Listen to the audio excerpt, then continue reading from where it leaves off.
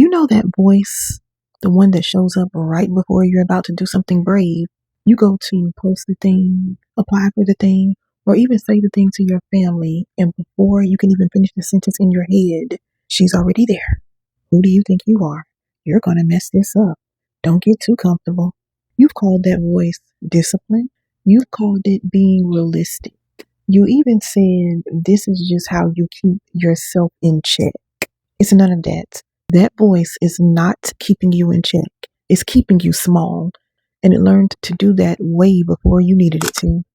Tired of just surviving, ready to heal. Gotta take some action, do more than kneel. I kept blaming heaven. Here's the lie you were handed, and you were probably never even questioned about it. If you were just more disciplined, more confident, more spiritually mature, then that voice would finally go away. So you tried the fixes. You did the affirmations in the mirror. You prayed on your knees until like 2 a.m. You told yourself to just think positive, have more faith, or believe better about yourself. For a minute, maybe a quick minute, it got quiet, but it always came back. Here's the part that should catch your attention. It usually came back the loudest right when you were about to grow, right before the interview, right before you were about to hit post, right before you finally said the hard thing to the person that hurt you. I bet nobody told you that voice wasn't a discipline problem. It's a protection problem. It formed somewhere in a household, in a church, in a relationship where being seen or being wrong or being too much always came with consequences. Rejection, punishment, silence, or the shame that you still don't have words for. So a part of you built a guard. That guard's whole job was to make sure you never got caught off guard by that pain again. It attacks you first before anyone else gets a chance to. That's why affirmations alone do not work long term.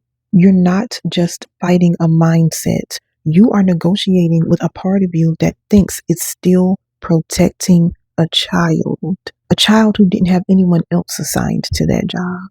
Here's what makes it worse. Self-criticism can feel extremely productive. It feels like accountability. It feels like the thing that's keeping you sharp and keeping you from getting sloppy or arrogant or complacent. It's not. It's fear wearing a costume of discipline. Fear can only ever manage you. It was never designed to heal you. Here's how we actually work with this voice instead of always being at war with it.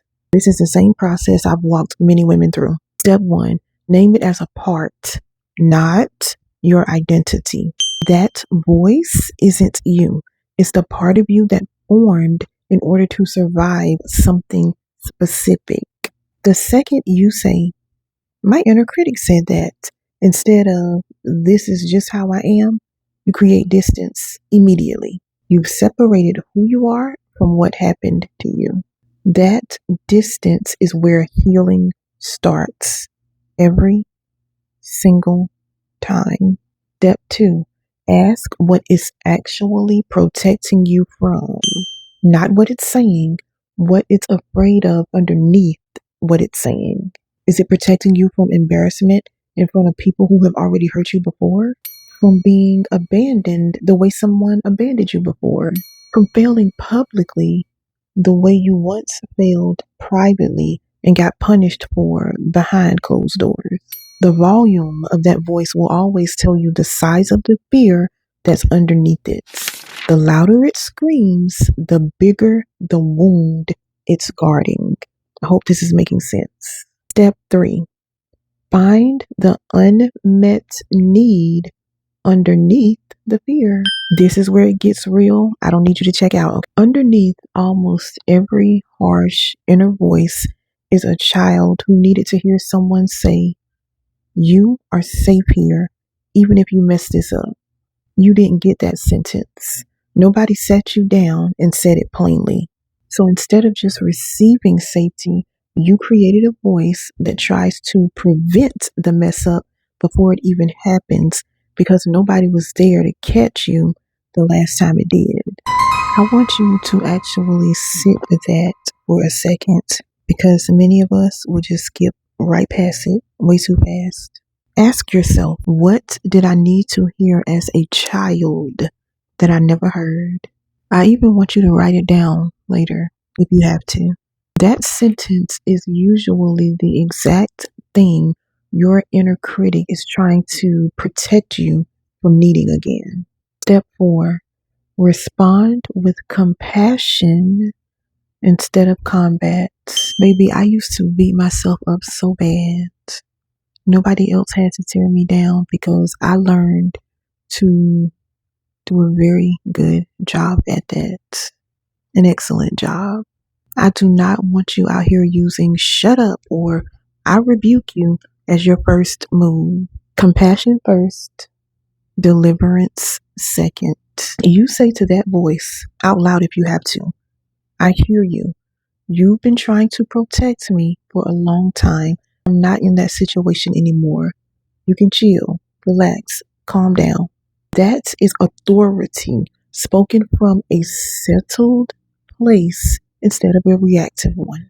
There is a difference between fighting a voice and outgrowing it. Our goal is to outgrow it. Hold up, I need some water. Here's a layer that nobody puts next to the psychology. I have to because I don't agree with halfway healing, okay? Every single time that you agreed with that voice, yeah, I probably will mess this up. I am too much. That's just who I am. I'm set in my ways. Baby, you just gave that thing legal ground to keep talking. You literally handed it permission, one small agreement at a time, without realizing you were doing it. Healing isn't just understanding where the voice came from. It's also breaking agreement with what it has been saying about you. Does that make sense? You have to break the agreement out loud, on purpose, not just today while watching this video. I want you to try this with me right now. Say it out loud wherever you are, your car, your kitchen, your office. Somebody might hear you. Who cares? I break agreement with the lie that I have to be perfect to be safe. That voice was protecting a child. I am not a child anymore. I am covered. Say this as many times as you have to because I need this to land in your body and not just your head. That right there, that's soul maxing. It's not a filter. It's not a better outfit or a cute face. It's a soul that finally stops being at war with itself. Now, what I just walked you through actually works. I have watched it transform the lives of women, how they speak up, how they walk into rooms they used to shrink in as soon as they entered. Of course, you know that some of this work goes deeper than what a 10, 15, 20-minute video can hold. I'm not going to sit here and pretend that watching one video is going to fix the 30 years of survival mode you've been in. The root of that voice, the actual moment it was formed, the specific agreement that still needs to be broken out loud, the nervous system pattern still sitting underneath it. That's the work I do with women one-on-one because we know that healing is not one size fits all. If you're ready to do the deeper work with me, I'm going to give you two options. Number one is my private healing intensive. I only have a few spots left for the month of August. You can click the link in the description to check that out. Or you can do the Bloom coaching. Now with Bloom coaching, you're going to get the inner healing work and the deliverance ministry all together. In the private healing intensive, that does not include deliverance, but you can go read up on both of those and choose what is best for where you are right now. Your critic and my critic did not form the same way, even if they sound similar.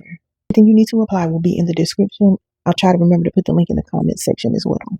Before you go, I need two things from you. First, send this to 5 women you know who needs it. Not the woman you think obviously needs it. The one who came to mind the second I said that sentence just now. She already knows why it's her. Second, I want you to comment the exact sentence your inner critic says the most. I don't want a summary of it. Comment the exact words. I want to know how you're hearing it in your head. Y'all already know I read all of my comments, so yeah. Baby, if nobody has checked on you today, consider yourself checked on. Love y'all. I kept blaming heaven for what still bled in me, but the bruises had a name and they came from deep. So I let it surface, I let it speak. Hands